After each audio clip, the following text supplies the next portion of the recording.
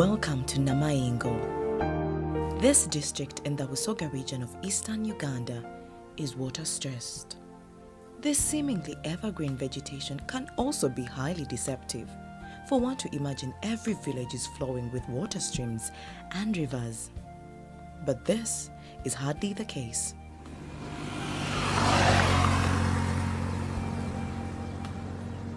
In these communities, to see women trekking long distances in search of water is a common and disturbing sight.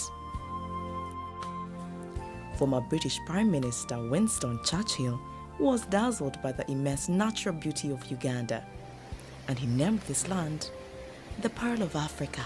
It was and still a befitting description of this East African nation.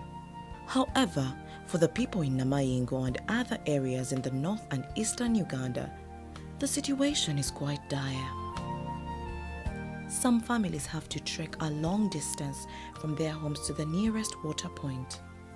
In a family of 10 or more, a 20-liter jerrycan is too small to serve the water needs of such a home. This means these ladies will have to trek this journey 3 to 4 times a day.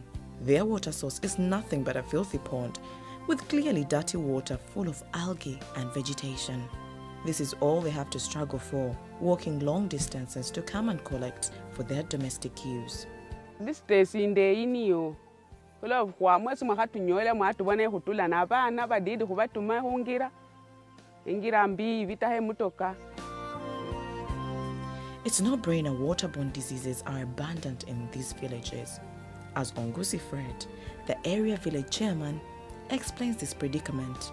We have cattle keepers around who use also the same wells to make their cattle drink. So we face problems and some challenges that around within the village there is a lot of sickness, more so typhoid. This unrecognized and unpaid domestic care work undertaken by women is such a huge burden, but largely ignored by Uganda's patriarchy society. Whereas most women and children have handled these demanding tasks of water fetching with grace, some homes have collapsed under the weight of this crisis and its attendant problems. Man and beast are scraping for the same resource to quench their thirst. The people are frequent visitors at the healthcare. They come here seeking medical help due to waterborne diseases. We have few sources of water source of which they are not safe, and we receive many patients with the diseases which are related to unsafe water. Typhoid, diarrhea in children, and like in a day we get a number of patients around 20 and above. To these people, the saying that water is life probably holds another meaning. To them, this water definitely comes with waterborne diseases. I suppose to the majority of people, watching women drawing water from such a swamp is a gut-wrenching phenomena. But to them, it's the best and only available alternative. Sometimes, it takes the magnanimity and kindness from people far away to fundamentally change the plight of thousands of those people in this dire situation. Stephen Gashumba was touched by the suffering of these women and children. The issue of water is so big in this part of Uganda. We have operated in 3 districts here. That is Chankwanzi district, which is in the western part of Uganda, and Mityana district. But then we are also operating right now in a Namaingo district.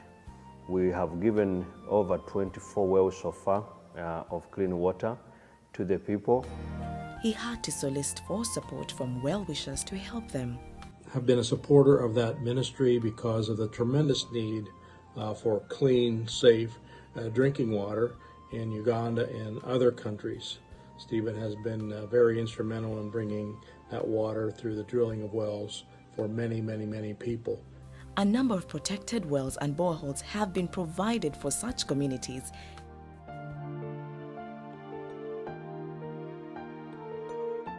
As water gushed out of the borehole, It sent waves of euphoria and celebration in the community. This, for them, is nothing short of a miracle.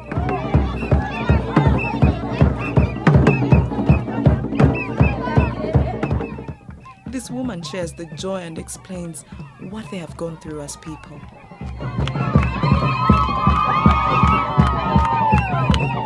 To Stephen and his colleagues doing the humanitarian work, this has taken a lot of planning and hard work, as well as financial contributions from individuals and organizations to bring hope.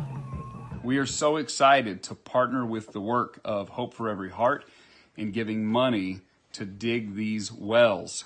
This is free water given to you by the family of God. Remarkably, in the areas where they have intervened, there has been a dramatic decline of hospital visits and admissions due to infections caused by drinking contaminated water.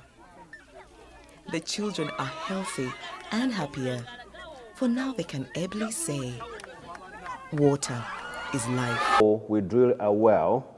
Our country director has to go there and she has to do a survey. We have to go around the villages and see which community really needs the water the most. And the community take full responsibility after we give them a water. They take full ownership. We don't sell the water to them, so they have to form a committee that is going to run and govern that water well. Here, Justin Kaitesi is holding such a village meeting with the locals. Most of them have written to our office seeking for help. They need clean water. Many women here and children suffer. There's a lot of violence taking place in their homes because when they go to fetch water, they take long. The water is found to be in different different villages. They walk a lot of kilometers looking for clean water. And that water even is not clean. This water crisis has created a lot of turmoil in homes. Gender-based violence has been rampant. Some men have assaulted their wives for making meals late or even suspecting them of infidelity while they trek for water. Abakazi we bagende agenda mu nimiro n'alima afeeyo ku ssaawa 4 akomewo atawo mu kyalo tebanywa caayi njala agende kukima amazzi ajafumbe kyo si kibonereso. Many girls have suffered the brunt of village goons who lay traps along the paths or right there at the water points.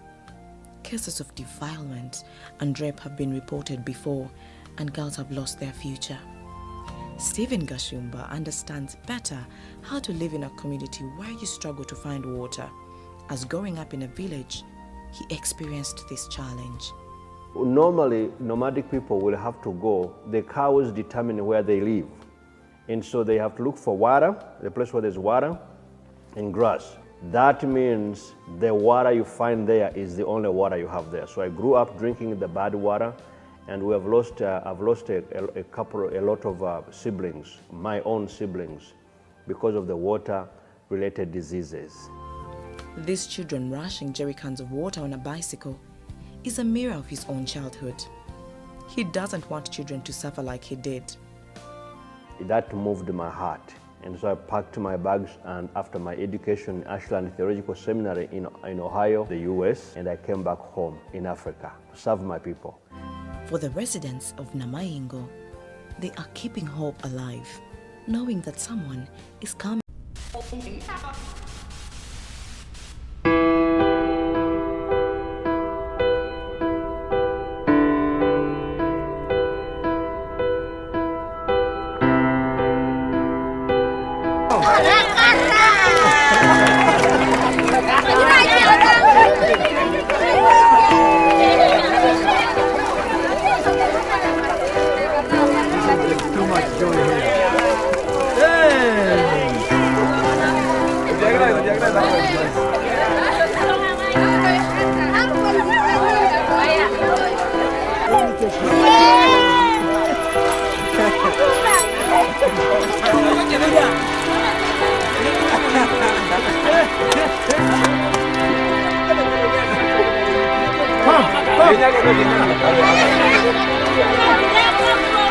Hey!